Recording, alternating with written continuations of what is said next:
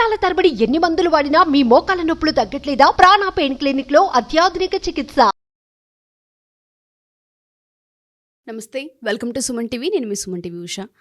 So పీరియడ్స్కి సంబంధించి ఇప్పటివరకు నేను మహాగారు చాలా వీడియోస్ చేస్తున్నాము. ప్రతి వీడియోకి కూడా చాలామంది కామెంట్స్ చేశారు, దాంతోపాటు కొన్ని కాల్స్ కూడా చేయడం జరిగింది. పీరియడ్ బ్లడ్కి సంబంధించి అంటే కలర్స్ యొక్క అవేర్నెస్ ఏంటి, అండ్ దాంతోపాటు పీసీఓడికి సంబంధించి ఎటువంటి జాగ్రత్తలు తీసుకోవాలి, ఎలా ఐడెంటిఫై చేయాలన్న వీడియోస్, అండ్ దాంతోపాటు ఏ శానిటరీ ప్యాడ్స్ యూస్ చేస్తే మంచిదన్న వాటిపైన కొన్ని వీడియోస్ కూడా మేము చేస్తున్నాము. సో దానిలో భాగంగానే చాలామంది స్టూడెంట్స్ అండ్ దాంతోపాటు పేరెంట్స్ కూడా అడుగుతూ ఉన్నారు, ఎప్పుడైతే కూతురు ఫస్ట్ పీరియడ్ వస్తూ ఉంటుందో, మొట్టమొదటిసారి పెద్ద మనిషి అయ్యి ఎప్పుడైతే ఒక పీరియడ్ అనుభవాన్ని తెచ్చుకుంటూ ఉంటుందో, ప్రతి తల్లి ఆడపిల్లకి చెప్పవలసిన విషయాలేంటి, వేటిపైన అవేర్నెస్ని క్రియేట్ చేయాలన్నదే మా ఈ వీడియో. సో పూర్తిగా ఈ వీడియోని మీరు కూడా చూడండి. నమస్తే మహాగారు. నమస్తే ఉషా. ఆడపిల్ల లైఫ్లో అద్భుతం ఏదైనా ఉంది ఏంటంటే పీరియడ్స్. ఒక ఆడపిల్ల జన్మనివ్వడానికి సైకిల్ అనేది చాలా ఇంపార్టెంట్.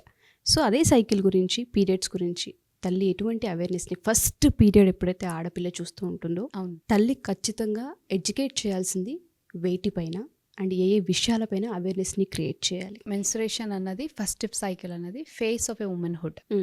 ఎందుకు అంటే లైఫ్ మొత్తాన్ని డిజైన్ చేసేది అక్కడి నుంచి. ఒక అమ్మాయి పుట్టింది అని అంటే it's leads to the next generation.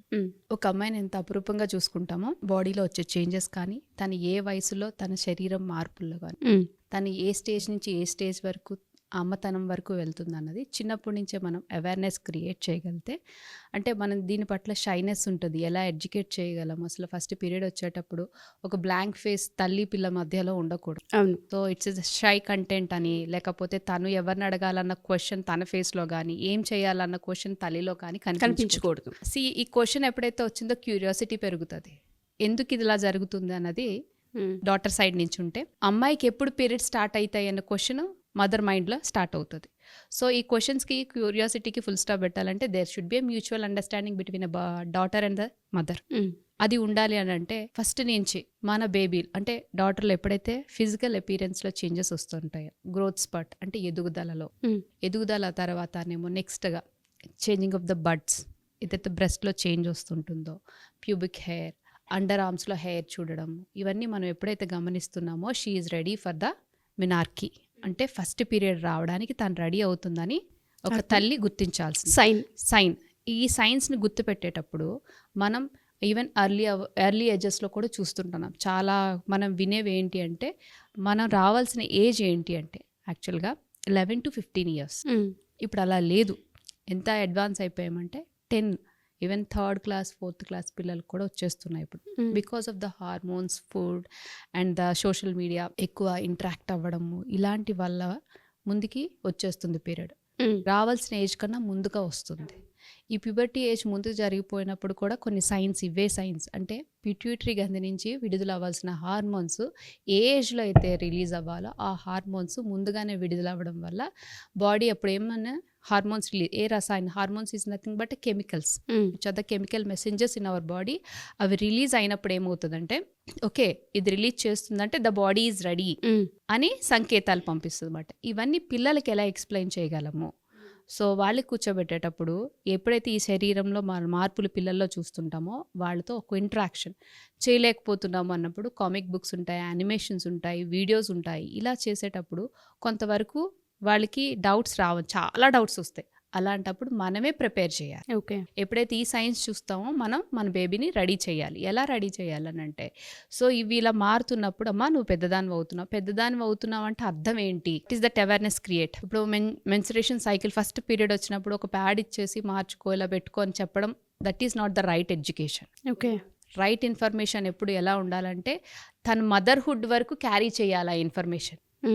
So pad ఇచ్చి ఆ information, that is not the right information. Motherhood వరకు తను కాన్ఫిడెంట్గా, స్ట్రాంగ్గా తన కాళ్ళ మీద తను నిలబడాలి. ఎక్కడ వచ్చిన దాన్ని ఎలా హ్యాండిల్ చేసుకోగలి, ఈ సిచ్యువేషన్లో నా బాడీలో ఈ చేంజెస్ వస్తాయి, నెక్స్ట్ ఏంటి అన్నది still to the motherhood, complete motherhood వరకు ఎక్స్ప్లెయిన్ చేయాల్సిన అవసరం ఇక్కడే ఉంది. సో ఎందుకంటే తన శరీరంలో జరిగే మార్పులు ఎక్కడి నుంచి వస్తాయి? ఇప్పుడు ప్యూబిక్ హెయిర్ చూస్తుంది, ఏం చేయాలి? వీటిని ఎక్స్టర్నల్గా మాత్రమే. బట్ లోపల ఏం జరుగుతుంది అన్నది కూడా ఎక్స్ప్లెయిన్ చేయగలిగితే పిల్లలకి జాగ్రత్త పడడం, ఏం తినాలి, ఎలా ఉండాలి, ఒకవేళ మనకి ఏదైనా వస్తే దాని నుంచి ఎలా మనం బయటపడాలన్నది అవగాహన కల్పించాలి. సో ఫస్ట్ పీరియడ్స్ వచ్చేటప్పటికి మీకు అండాలు రిలీజ్ అవుతాయి, ఇవన్నీ ఇలా చెప్పేటప్పుడు వాళ్ళకి అర్థం కాదు. సో పెద్దవాళ్ళు అయ్యేటప్పుడు మీ బాడీలో ఎప్పుడైతే చేంజెస్ కనిపిస్తూ ఉంటాయో ఇది మిమ్మల్ని ఎదుగుదల అంటారు. ఎప్పుడైతే ఎదుగుదల వస్తుందో ప్రతి మంత్ కూడాను మీకు ఏదైతే గర్భాశయం, ఈ గర్భాశయం అంటే ఏంటో వాళ్ళకి తెలియదు అన్నప్పుడు మీరు పెద్దవాళ్ళు అయినాక మీకు పిల్లలు కావాల్సి వస్తుంది. అందుకని ప్రకృతి సృష్టించింది. It is a biological phenomena. ఇది న్యాచురల్గా జరిగే ప్రాసెస్. ఇది ఆడవాళ్ళకు మాత్రమే జరుగుతుంది. ఇది మగవాళ్ళకు ఉండదా అంటే మగవాళ్ళకి వేరేగా ఉంటుంది. వాళ్ళు గ్రోత్ స్పాట్ అయితే వాళ్ళు ఎప్పుడైతే పెద్దవాళ్ళు అవుతుంటారో వాళ్ళలో కూడా మార్పులు వస్తుంటాయి. బట్ ఆడవాళ్ళకి మనకి ఇచ్చిన దేవుడు వరం. సో ఆడవాళ్ళు మాత్రమే సృష్టించగలరు. సో అది ప్రిపేర్ చేయడానికి అని చెప్పి, అంటే నువ్వు పెద్దవాళ్ళు అయ్యాక నీకు ఒక బిడ్డకి జన్మనివ్వాలి కాబట్టి బాడీ ఇప్పటి నుంచే రెడీ చేస్తుంది నిన్ను, మెంటల్గా ఫిజికల్గా నిన్ను రెడీ చేయడానికి ఈ మార్పులు జరుగుతూ ఉంటాయి, నెమ్మదిగా జరుగుతూ ఉంటాయి. ప్రతి మంత్ జరిగే ప్రాసెస్ ఇది. సో నీకు పీరియడ్స్ వచ్చేటప్పుడు ఎలా వస్తుంది, నార్మల్గా వాళ్ళు అడుగుతారు అన్నమాట, అసలు ఎక్కడి నుంచి వస్తుంది, యోని నుంచి వస్తుంది. యోని అంటే ఏంటి, మూత్ర విసర్జన చేసే ద్వారం అంటే ఏంటి, వాళ్ళకి ఇవి ఎక్స్ప్లెయిన్ చేయాలి. సో వాళ్ళకి అవేర్నెస్ క్రియేట్ చేయాలి, మస్ట్ అండ్ షుడ్. ఎలా అయితే మనం గుడ్ టచ్ బ్యాడ్ టచ్ అని చెప్తున్నామో వాటితో పాటు సరిసమానంగా వీటిని కూడా ఎడ్యుకేట్ చేయాల్సిన అవసరం ఉంది. ఎప్పుడైతే మూత్ర విసర్జన చేసే ద్వారం వేరు, మల విసర్జన చేసే ద్వారం వేరు. మీకు పీరియడ్స్ టైంలో బ్లడ్ డిశ్చార్జ్ అవుతుందో అది వెజైనా నుంచి వచ్చిన దాన్ని యోని అంటారు. ఇవి కంపల్సరీగా పార్ట్స్ అనేవి వాళ్ళకి ఎక్స్ప్లెయిన్ చేయాలి. ఓకే. సో ఎందుకంటే further education the needed. Motherhood వరకు తల్లే ఎక్స్ప్లెయిన్ చేయాలి వీటిని. ఎవరి దగ్గరికి వెళ్ళి వాళ్ళు అడగలేరు. వాళ్ళకున్న క్యూరియాసిటీకి ఎక్కడికి వెళ్ళి తెలుసుకున్నా కూడా అది సగం నాలెడ్జ్ అయిపోతుంది. ఓకే.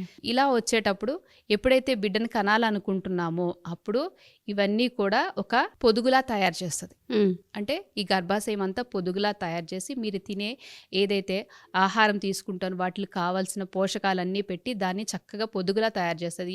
ఎప్పుడు వరకు, నీకు సరైన వయసు వచ్చినంత వరకు కూడా. ఇలా తయారు చేసేటప్పుడు ఎప్పుడైతే దానికి అవసరం లేదు అనిపిస్తుందో ప్రతి మంత్ కూడా అది రక్తస్రావణం కింద వస్తుంది ఓకే అన్నది పిల్లలకి ఎక్స్ప్లెయిన్ చేయాలి. అలా జరిగేటప్పుడు కడుపులో నొప్పి వస్తుంది.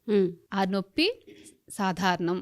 వీటి కోసం స్కూల్స్ మానేయడము అదొక పెయిన్. అంటే వాళ్ళకి ఎలా అంటే ఇట్స్ అ గుడ్ సైన్ అన్నదే చెప్పాలి తప్ప దాని మీద నెగిటివ్ ఇంపాక్ట్ చూపించకూడదు. స్కూల్ మానేసేయాలి, లేకపోతే అలాగే పీరియడ్స్ వస్తుంది, చాలా ఘాటు నొప్పి వస్తుంది, బ్యాక్ పెయిన్ కొంతమందికి ఉంటుంది, కొంతమంది హెడ్ ఏక్స్ ఉంటాయి, కొంతమందికి మూడ్ స్వింగ్స్ ఉంటాయి. ఇవన్నీ ఎక్స్ప్లెయిన్ చేయాలి. అలాంటి టైంలో మనం ఎలా ఓవర్కమ్ చేయాలి. సో ఇలా ఎక్కువ మందికి బ్లీడ్ ఎక్కువ అయిపోయేటప్పుడు బ్లడ్ ఎలా పోతుంది, ఎక్కడి నుంచి పోతుంది, ఈ గర్భాశయమే రక్తస్రావణం కింద బయటకు వస్తుందనే విషయం పిల్లలకు తెలియాలి. బాడీలో బ్లడ్ కాదు. నెక్స్ట్ మనం ఇలాంటప్పుడు ఎటువంటి ఆహారాన్ని తీసుకోవాలి, ఐరన్ రిచ్ ఫుడ్ తీసుకునేటప్పుడు ఏమేమి తీసుకోవాలి, ఆకుకూరలతో పాటు వైటమిన్ సి రిచ్ ఫుడ్స్ తీసుకోవాలి, ఎక్సర్సైజెస్ చేయాలి, మైండ్ ప్రశాంతంగా ఉంచుకోవాలి, వాకింగ్ చేయాలి. ఇలాంటివన్నీ మంచి మంచి హ్యాబిట్స్ అన్నవి ఇక్కడి నుంచి స్టార్ట్ చేయాలి మన పిల్లలకి. అండ్ దాంతోపాటు మీరు అన్నట్టుగానే చాలామందికి పెయిన్ హెవీగా ఉంటుంది, ఓవర్ఫ్లో ఉంటుంది, బ్యాక్ పెయిన్ కొంతమందికి ఉంటాయి, కొంతమందికి క్రేవింగ్స్ ఉంటాయి, కొంతమందికి మూడ్ స్వింగ్స్ని బట్టి బిహేవ్ చేస్తూ ఉంటుంటారు. వీటన్నిటిపైన అవేర్నెస్ అనేది చాలా ఇంపార్టెంట్.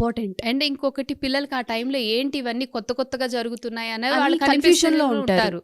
అలాంటప్పుడు ఈ బ్లీడింగ్ చూసేటప్పుడు ఫస్ట్ పీరియడ్ చూసేసరికి వాళ్ళు ఏమనుకుంటారంటే ఇది ఇంకా ఎన్ని డేస్, నాకు ఎప్పుడు ఫస్ట్ టైం నేను చూడలేదే, అది ఎవరితో చెప్పుకోవాలో భయం. నాకు అమ్మ ఎప్పుడు ఇలాంటి విషయాలు చెప్పలేదు.